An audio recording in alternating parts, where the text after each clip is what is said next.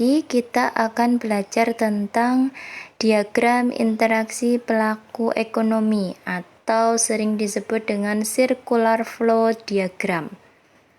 Ya.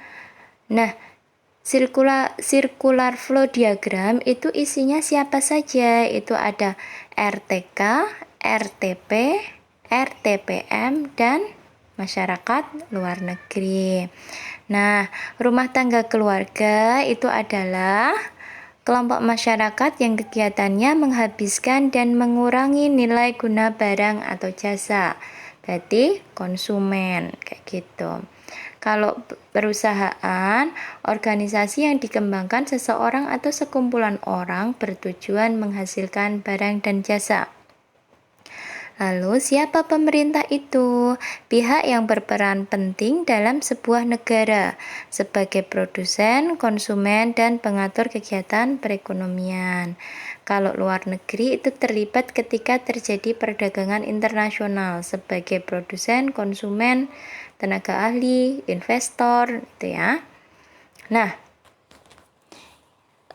dalam circular flow itu ada 3, yaitu yang pertama kegiatan ekonomi 2 sektor, yang kedua kegiatan ekonomi 3 sektor, yang ketiga adalah kegiatan ekonomi 4 sektor.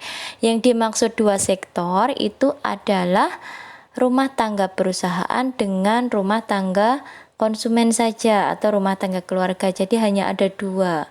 Sedangkan kalau 3 sektor itu ditambah dengan pemerintah, berarti ada keluarga, RTK, rumah tangga produsen, RTP, dan rumah tangga pemerintah, 3. Kalau di LKS itu ada RTG ya, government, kayak gitu. Nah, yang ketiga itu kegiatan ekonomi 4 sektor.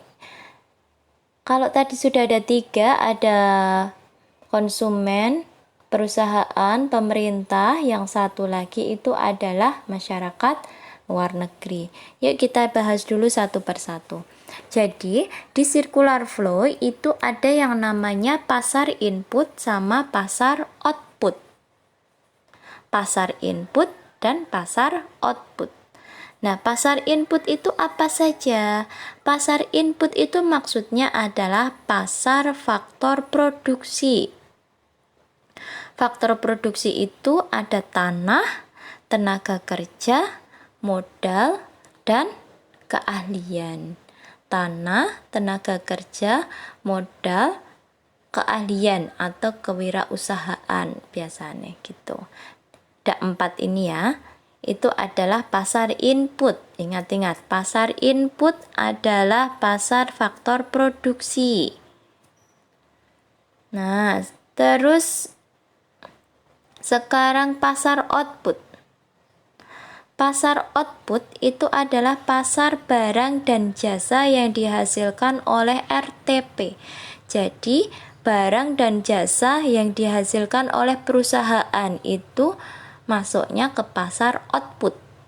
Kalau input tadi itu dari rumah tangga konsumen berupa tanah, tenaga kerja, keahlian, modal, itu tadi pasar input berupa faktor produksi.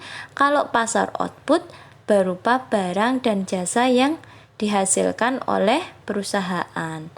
Nah, circular flow itu adalah sebuah diagram. Nah, ini diagramnya seperti apa? Biar kalian nggak bingung, ini ibu pelan-pelan menjelaskannya satu persatu garisnya. Nah, yang pertama, RTK, rumah tangga konsumsi, itu menyediakan pasar input. Pasar input tadi terdiri dari faktor produksi. Menyediakan faktor produksi, lalu diserahkan kepada rumah tangga perusahaan. Faktor produksi yang dimiliki oleh rumah tangga konsumsi itu diserahkan kepada rumah tangga produksi. Karena sudah menyerahkan faktor produksi, maka rumah tangga produksi itu membayar faktor produksi yang telah diserahkan oleh RTK tadi. Nah, Sejumlah uang yang dibayar oleh RTP itu merupakan pendapatan bagi rumah tangga konsumsi. Ini alur pertama.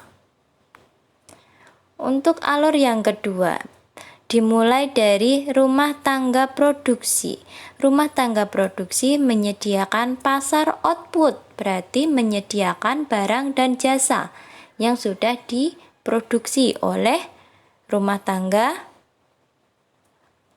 produsen, rumah tangga produksi. Itu disediakan, lalu diserahkan kepada rumah tangga konsumsi sebagai konsumennya. Nah, karena RTP sudah menyerahkan barang dan jasa yang telah diproduksinya, maka rumah tangga konsumsi itu membayar barang yang telah dikonsumsinya tadi. Nah, bagi perusahaan itu adalah merupakan pendapatan. Jadi kebalikannya ya. Kalau yang pertama tadi itu RTK. Kalau yang pertama tadi RTK menyerahkan pasar input, menyerahkan faktor produksi kepada RTP, ini adalah siklus pertama. Itu ke kiri. Kalau siklus kedua itu ke kanan. Dari rumah tangga produsen dulu ke rumah tangga konsumen, kayak gitu. Jadi dibalik ya. Nah, itu adalah kegiatan ekonomi dua sektor. Ibu hapus dulu. Nah, sekarang kalau tiga sektor berarti ditambah ada pemerintah di tengahnya. Nah, ini perannya apa saja? Nah, yang pertama, pemerintah memberikan subsidi atau bisa juga pelayanan. Subsidi atau pelayanan, baik pelayanan ke rumah tangga konsumsi maupun pelayanan kepada rumah tangga produksi. Kayak gitu. Nah, karena pemerintah sudah memberikan subsidi, sudah memberikan jasa pelayanan, maka kewajiban dari RTK dan RTP kepada pemerintah adalah dengan membayar pajak. Nih ya, jadi ada timbal baliknya. Itu kalau tiga sektor, jadi tiga sektor ditambah RTP dan RTK ditambah pemerintah ada di tengah. Sekarang kalau 4 sektor gimana? Oh sebentar, ini belum selesai nih. Nah ini masih yang 3 sektor tadi. Untuk yang 3 sektor tadi, pemerintah juga membutuhkan faktor produksi yang ada di pasar input tadi.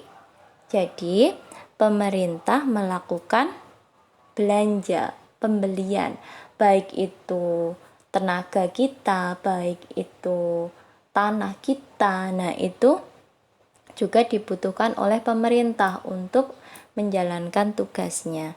Begitu juga pemerintah juga membutuhkan barang dan jasa di pasar output. Pasar output tadi terdiri dari barang dan jasa yang dihasilkan oleh perusahaan. Kayak gitu. Jadi ada imbal baliknya. Pemerintah juga membutuhkan barang dan jasa yang diproduksi oleh perusahaan. Pemerintah juga membutuhkan faktor produksi yang dari konsumen atau dari rumah tangga konsumsi. Itu ya. Ini adalah kegiatan ekonomi 3 sektor. Sekarang kalau 4 sektor berarti ditambah dengan masyarakat luar negeri. Nah, masyarakat luar negeri itu terlibat ketika ada perdagangan internasional. Nah, baik itu berupa pasar input, dari pasar input atau dari faktor produksi kita ekspor Nah, kita pun juga yang dari RTK itu juga membutuhkan barang dari luar negeri. Namanya impor. Kita memasukkan. Begitu juga yang bawah untuk pasar outputnya. Barang dan jasa yang sudah dihasilkan oleh perusahaan nantinya juga akan kita ekspor. Maupun perusahaan juga mengimpor barang-barang yang ada di luar negeri. Kayak gitu. Ini adalah penjelasan dari circular flow. Dari 2 sektor, dari RTP dan RTK, 3 sektor ditambah dari pemerintah, 4 sektor berarti ditambah dengan luar negeri. Dah, itu saja.